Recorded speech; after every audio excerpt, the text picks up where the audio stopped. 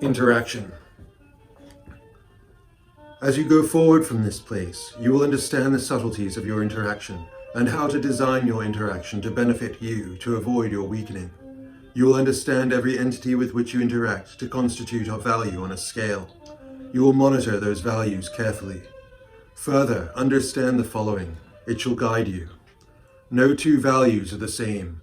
If two values join, the lesser gains, the greater lessens. All manifested entities change over time, oscillating around the standpoint of present mean value. Over time, that mean value may rise or fall.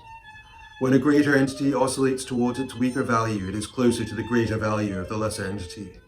The two values will be closer or further apart, depending on where in their own cycle of oscillation they are in relation to the other. If the lesser value of the greater entity is greater in value than the greatest value of the lesser entity, then through interaction, the lesser entity can only gain in value, no matter the situation in terms of the value of the greater entity. There is no risk to the lesser entity so long as risk is understood to constitute the possibility of a lessening in value due to interaction with an outside entity. If the lesser value of the greater entity is greater than the greatest value of the lesser entity, then the greater entity suffers risk as long as the interaction exists. Compromise, in this case, is defined as withstanding the risk of interaction with a lesser entity without losing value to a sacrificial degree. Sacrifice, in this case, would be to allow the mean value of the greater to lessen due to interaction with the lesser. Sacrifice inherently weakens the essential integrity of the entity in question. Thus, during sacrifice, the mean value of the entity will lower. For the lesser entity, all interaction with the greater is gain. This is true except when the lesser, through clinging to its own manifestation, reacts against the greater, and thus through that injury to itself, falls lower. Understand this, there is no value greater than absolute infinity, and absolute infinity has no value to be lost. Relevance. The changing nature of existence has immediate and utter relevance in all perceivable interaction. Perceivable interactions are themselves manifestations of changing nature. However, if all were constant change without hierarchy of importance, then there would be no way of knowing which of all possible outcomes was the more or less desirable. Through your consciousness, you have the ability to choose to design change, to choose to some extent what coming manifestation shall engulf you. Your choice is limited by the competing energies of other spheres of influence. The outcome of a given set of influences shall be of a mixture of those influences, and shall embody itself absolutely in line with how all of the various relevant influences conjoin.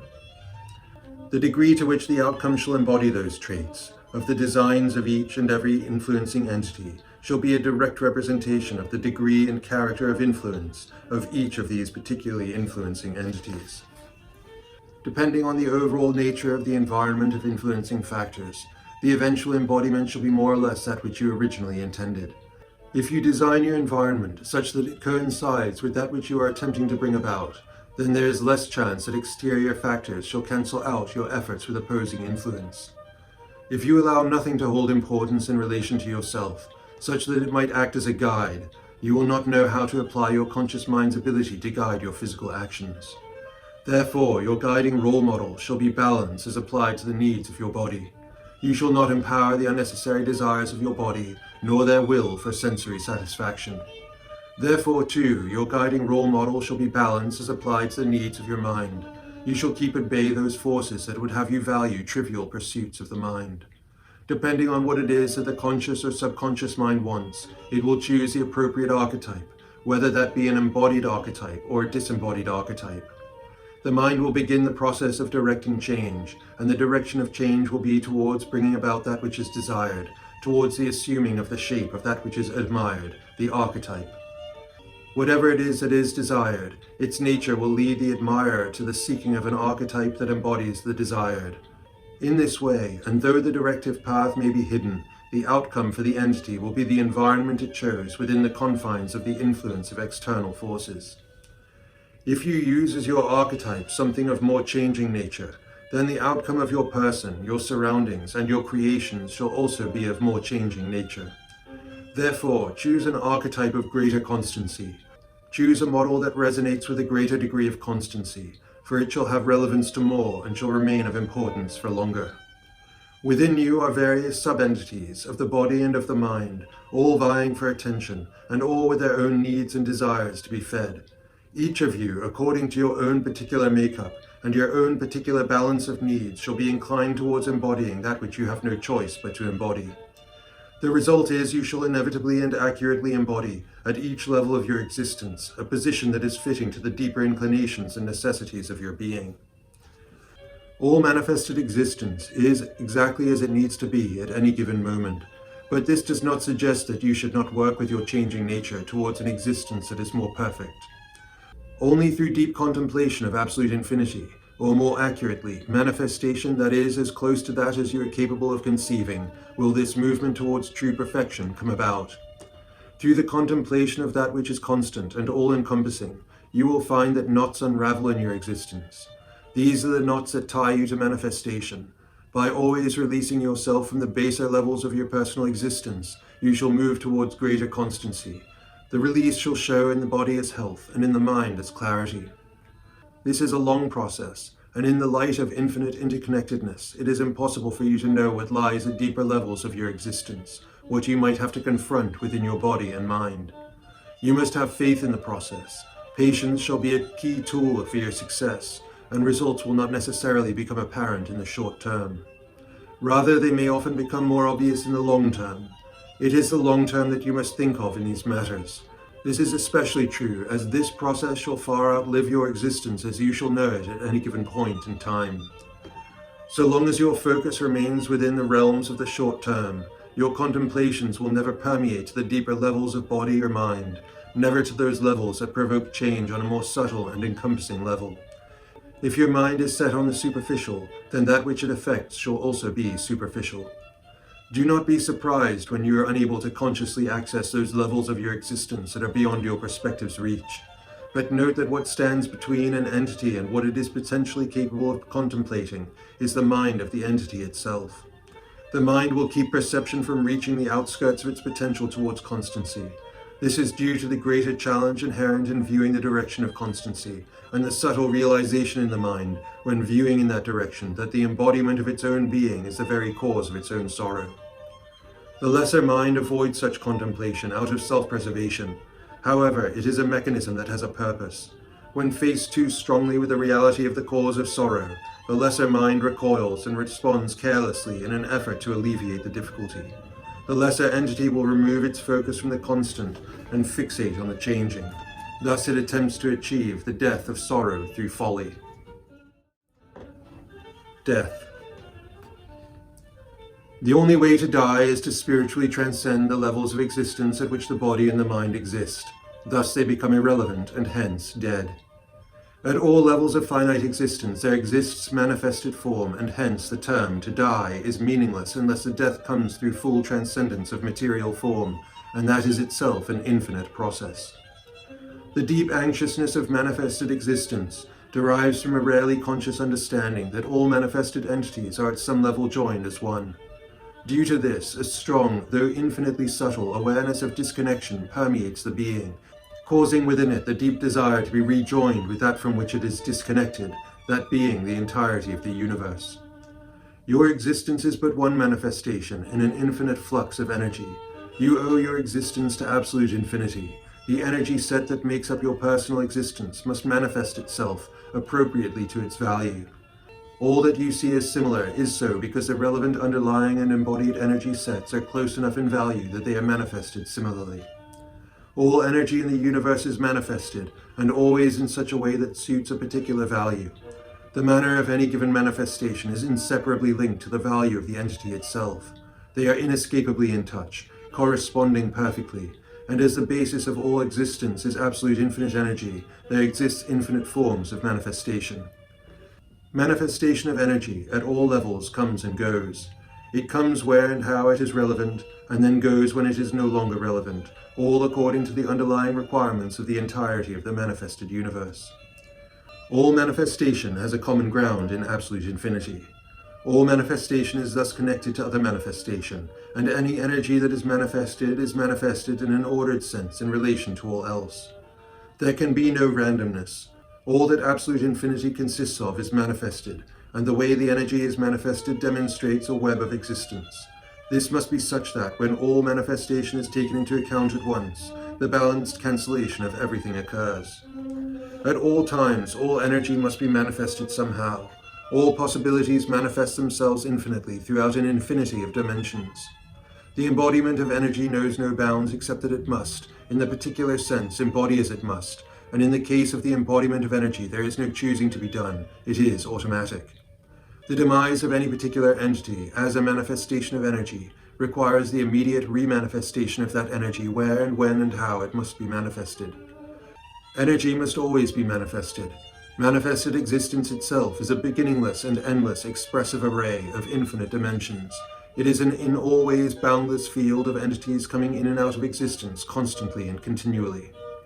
Due to the way in which energy manifests itself as it must, if an entity has not succeeded in evolving in terms of the value of the energy which causes the entity in question to be manifested as it is during its temporal lifespan, then that energy will again manifest itself at a similar level to that at which it was previously manifested.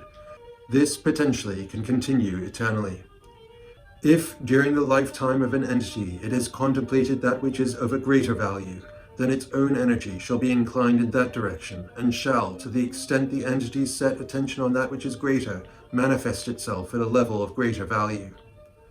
As a result of this, as newly manifested, the entity shall exhibit a greater sphere of perspective and influence through being closer in value to absolute infinity. You must understand that you could spend an eternity studying finite manifestation and never come to know absolute infinity. You must understand the value scale of the field of manifestation so that you can effectively design, to the greatest extent possible, the changing nature of your manifestation, such that the energy that you represent can shift in value ever more towards that which is of most value, absolute infinity. Interest. Interest holds only relative existence. It is relevant where interaction between entities allows relationships such that interest becomes relevant. Interest is the inclination of one entity towards another, based on the subjective value placed on the entity in question by the interested entity. The inclinations of any entity are apparent in what the entity finds interesting. The inherent objective interest of any particular entity is essentially tied to the value level of that entity when compared to the absolutely infinite. It is that degree of inherent objective interest that reflects the position of all entities in relation to an entity in question, and likewise the entity in question to all others. In regards to the inherent objective interest level of any entity, the nature of interaction between entities works according to the inherent value system of entities. However, whereas the abstract actual value scale is objective and inherent, the value scale as applied by entities is necessarily subjective. The subjective interest of any entity should be modeled according to the entity's best comprehension of the objective value scale of entities. Otherwise, the interest of the individual entity becomes further dislocated from contact with that which inherently increases inclination in the entity towards its most potentially valuable existence. You must understand interest as a tool that can be used in two different ways. The first use is as a passive tool, and the second use is as an active tool. As a passive tool, interest can show you much concerning your position in relation to other manifestation, and your position in relation to absolute infinity. Take note of where your interest lies, of what entities are of interest to you. Take note of what those entities are in terms of their positions within the systems of inherent value and in relation to you. Note what is interesting to you at each of the various defined levels of manifestation. Note which levels of interest you seek to satisfy the most and the least. In this way, through viewing interest within yourself, you may learn much about yourself. The other form is the active interest, which is employed after you have explored the passive use. The active interest consists of seeking to align your subjective interests with the scale of objective inherent value as it is applicable to all manifestation. Interest should be aligned with importance. Once you have realized the scale of importance, the scale of value in regards to absolute infinity, then you can actively design your interest such that it coincides with importance so that your value as a manifested entity can increase. If you choose to direct your conscious view so as to satisfy those levels of your interest that are more superficial, then your value level as a manifested entity shall decrease over time. The closer your conscious view focuses towards the satisfaction of less finite interests, the more potential you gain for a rise in your inherent value. That which is of lesser importance is more fleeting in nature. To hold interest in existence of a more superficial nature is to invest energy into something that will remain relevant to a lesser degree.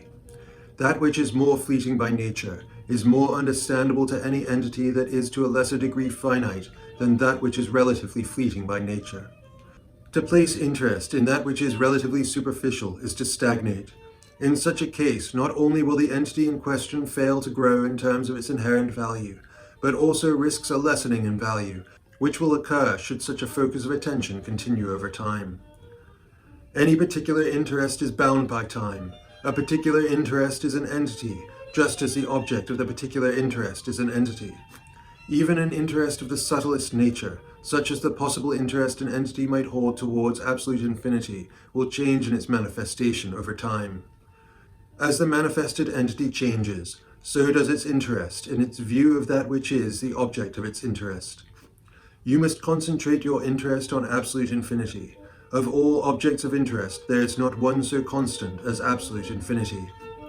Absolute infinity does not change. Your view will change, but the object of your view will remain the same. If you choose any finite entity as the object of your interest, not only does your own view change, but so too does the object of your interest. If you choose to view entities of relatively lesser constancy, you risk never satisfying your interest due to the lack of constancy in the object of view. The interest itself loses any reason to exist.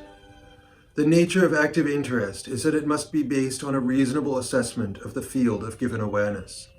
If a given entity uses what reason is available to it to seek after that which exhibits, due to its nature, a situation of lesser constancy, the reason of the seeking entity will break down, devolve, to the degree of complexity required of it for the task it has allotted itself. In the case that the interest of the entity lies intrinsically in the direction of increasing awareness and increasing inherent value level, then the object of interest of most benefit is that which changes the least. It is inevitable that the object of interest must be an entity and can therefore never be without change. But as the temporarily fleeting nature lessens in the object of view, so too does the viewer's ability rise to view the nature of itself and the nature of the change occurring in the perspective itself. This in turn allows the entity a better position for judging its own position and movement in regards to potential objects of interest. It is at this point of appreciation and discernment that the entity can begin to sift through the varying natures of all that falls into its personal sphere of consciousness, and choose what holds the greater importance and what holds the lesser from among that collection. The mind of the manifested entity, whose scope is limited, cannot know absolute constancy. The superficial conscious mind rebels against stillness. Stillness beyond comprehension can destroy the mind of the entity that clings to the desire for external change. Change is that which the entity knows, and it is change that makes it comfortable. The conscious mind shows interest in that which is of the nature of a vicinity of change comparable to its own. It not only shies from that which is of a degree of change significantly greater than itself, but also from degrees of change significantly lesser. This situation becomes stagnancy, with the risk of a loss in value if the entity does not endeavor to, through the passive interest, triangulate its position, and then, through the active interest, bring about the design of change necessary for an increase in value. The finite, through the perpetuation of finitivity, keeps alive the set pattern of change, and all of the integral imbalance inherent in localized finite existence. It is only through the transcendence of these finite sets that energy is allowed to transcend the possibility of stagnation.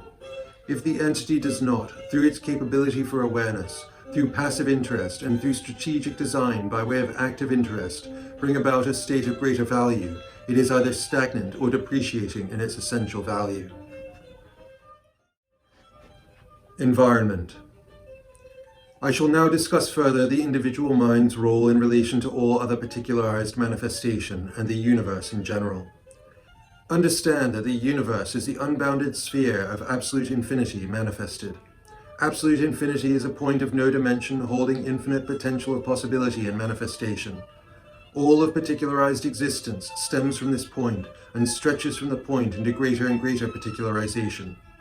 The designation manifested entity refers to any particular individual or individualized set of manifested existence. An individual manifestation can be designated an entity, as can a grouping of individual manifestations together as a grouped individual manifestation, which itself collectively represents its own particular energy. Anything that can be referred to and designated as a form of manifestation can be referred to as an entity, in that it holds an existence in and of itself. All entities are parts of infinite other greater entities, and are made up of infinite other lesser entities. To fully understand an entity, you must understand it as itself, it as a part of other entities, and it as made up of other entities. This is the environment in which the mind operates, a web of interconnected manifestation.